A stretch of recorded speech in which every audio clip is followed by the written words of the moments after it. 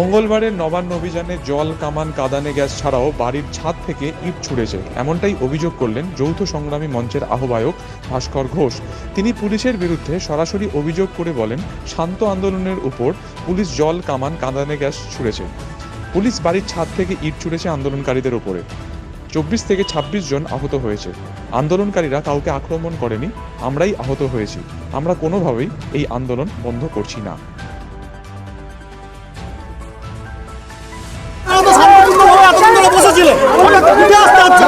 উঠে আসতে হচ্ছে, আমরা পিছনে যাচ্ছি, আমাদের লোকজনকে ওখানে লাঠিচার্জ করেছে, ওখানে গিয়ে তারপর আবার ঘুরে আসবো। শান্তিপূর্ণভাবে আন্দোলন করছিলাম, তাদেরকে বাধা দিয়েছে।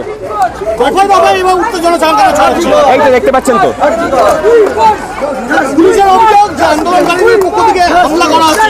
একদমই হয়নি, কোনো কিছু করা হয়নি।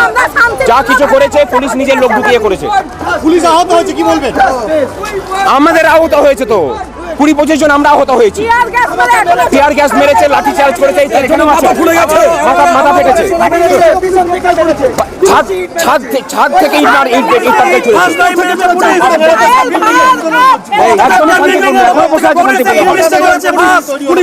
পুলিশ ইনসিস্ট করে উপর থেকে ছাদ থেকে ঢিল মারিয়ে সিন ক্রিয়েট করে এই কাজটা করেছে।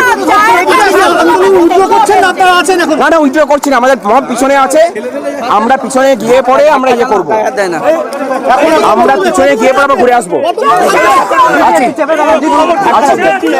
আমরা ঘুরে আসছি।